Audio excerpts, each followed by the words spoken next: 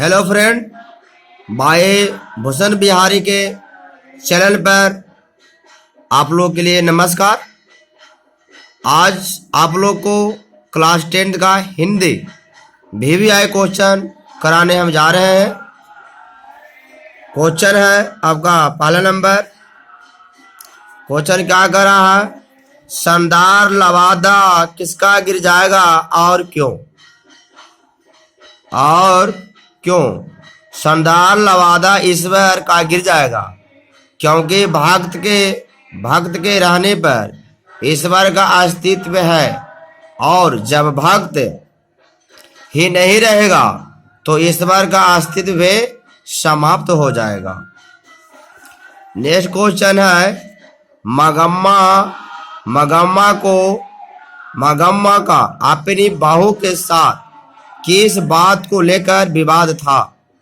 मैंने आप लोग को इसको कहानी मैंने अच्छी तरह से आप लोग को हम सुना दिया था कि छात्र आप लोग याद रखिएगा।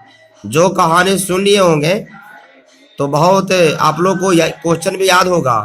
हम आप लोग को सिर्फ हम क्वेश्चन को सिर्फ हम रिवीजन करवा रहे हैं। क्वेश्चन को सिर्फ क्या करवाएं, आप लोग को रिवीजन हम करवा रहे हैं कि ताकि आप लोग को और याद हो जाए एग्जाम में। कहानी आप लोग को पहले ही आप लोग को सुना चुका हूं। क्या कहानी था?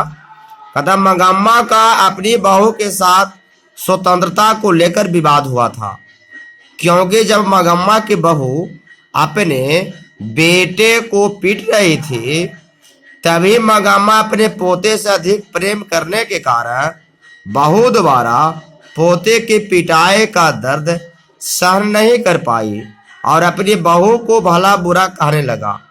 यानी जो मगम्मा थी जी अपनी बहू को क्या ऊंच नीच बातें बहू से कहने लगा। बहू ने क्या हो गया, वो भी जो है मगम्मा को बे ऊंच नीच बहुत कह दिया था। अब क्या है, रंगरप्पा कौन था और वह मगम्मा से क्या चाहता था? आप लोग इसको मैंने बहुत अच्छी तरह से आप लोग को मैंने समझाया था, विश्लेषण किया था। जब मैंने हिंदी पढ़ा रहा था तो उस समय आपको अच्छी तरह से मैंने पढ़ा दिया होगा, चैप्टर को समझ लिया होगा आप। सिर्फ आपको हम रिवीजन करवा रहे हैं। आप लोग को कह रहा है कि रंगरप्पा मगम्मा, यहाँ देखो गलती लिख दिया है इस पेंटिंग का भाई, थोड़ा सा सपोज दैट है। रंगरप्पा मगम्मा के ही गांव का रहने वाला एक बहुत बड़ा जुआरी और शराबी व्यक्ति था। वह मगम्मा को अकेले देखकर उसका सारा जमा किया हुआ धन लेना चाहता था। रंगरप्पा, किसी को भी लगता कोई गांव घर में किसी से लड़ाई झगड़ा होता है तो तीसरा आदमी का हाथ लगवे करता है। बात सही बात है ना। आगे कहते हैं क्वेश्चन क्या कर रहा है कि बहू ने अपनी सास को मनाने के लिए कौन सा तरीका अपनाया? तो बहू ने अपनी सास को मनाने के लिए अपने बेटे को ढाल बनाई, क्योंकि मगम्मा की बहू यह जानती थी कि उसकी अपनी सास अपने पोते से अधिक प्यार करती थी। पोते के प्यार को पाकर वो सारे गुस्से तथा झगड़े भूल जाती थी।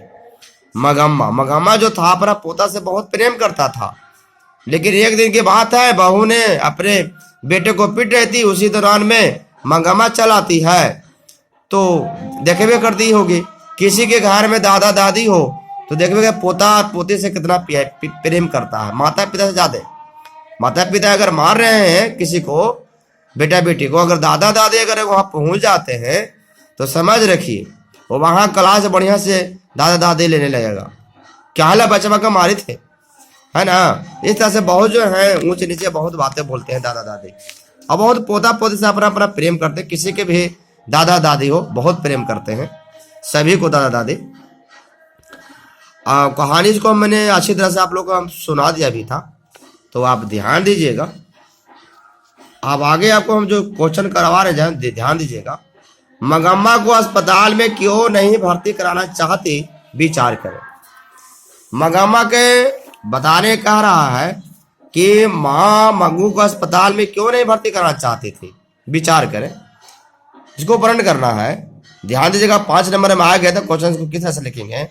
माँ मंगू को अस्पताल में भर्ती नहीं कराना चाहते, क्योंकि अब वह अपनी बेटी मंगू से अधिक प्रेम करती तथा एक पल के लिए अकेले नहीं छोड़ना चाहती थी। इतना ही नहीं, वह अस्पताल को गौशाला मानती थी। अस्पताल को क्या मानता था? ऑब्जेक्टिव में आएगा कि अस्पताल को क्या मानता था? माँ के मंगू तो गौशाला मानती थी। वह सोचती थी कि जिस प्रकार से लोग गौशाला के साफ सफाई खान पान पर ध्यान नहीं देते, ठीक उसी प्रकार के अस्पताल के कर्मचारी गौशाले की तरह ही रोगियों के साफ सफाई खान पान दवा इलाज पर ध्यान नहीं देते हैं। ऐसी स्थिति में मेरी बेटी और पागल हो जाएगी। यहाँ मिक्स पेंटिंग है छात्रों, पागल हो जाएगी। इसी कारण मंगू को अस्पताल में भर्ती नहीं कराना चाहते थे, इसीलिए नहीं कराना चाहते थे कि और हमारा बेटी जो है पागल हो जाएगा। आगे ध्यान दीजिएगा, क्वेश्चन आगे क्या कह रहा है।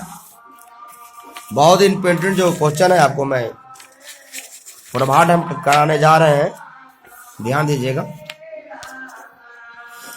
कह रहा है क्वेश्चन क्या कह रहा है, बेटे के लिए अड़ा क्या है और क्यों? बेटे के लिए अड़ा क्या है मैंने समझाया था, जब चैप्टर पढ़ा रहे थे तब मैंने समझाया था बेटे का अड़ा क्या है।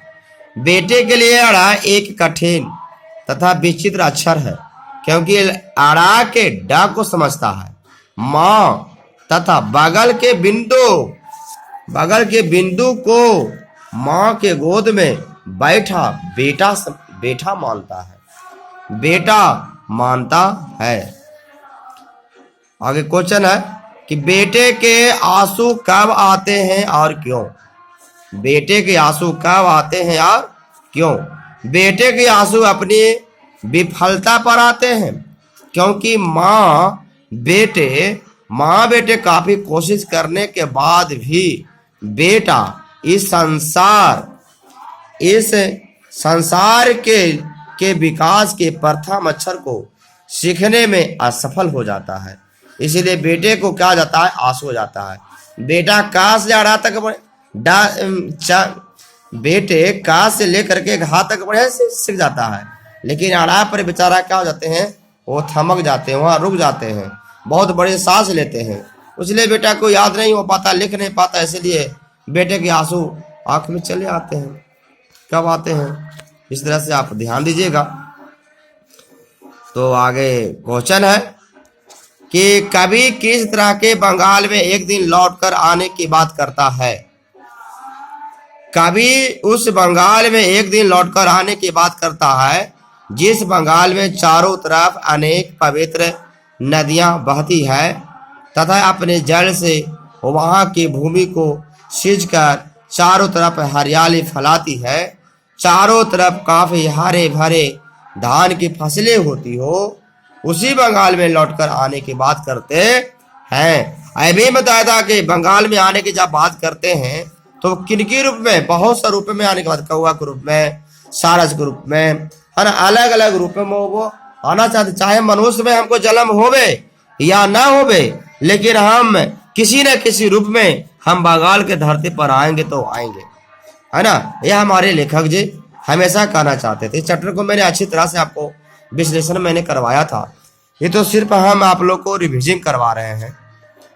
तो थैंक वॉचिंग वीडियो। ओके, आप लोग लाइक कमेंट शेयर जरूर आप लोग कीजिएगा, ताकि इस वीडियो को हम जो है बहुत बनाने में आप लोग को बहुत मेहनत हम लोग को लगता है। तो आप लोग जिससे गुरु से ज्ञान लिया जाता है, तो अपने आप इच्छा के अनुसार लाइक कमेंट और सब्सक्राइब जरूर कर दें। आप लोग का यही निवेदन है। Thank watching video. ओके।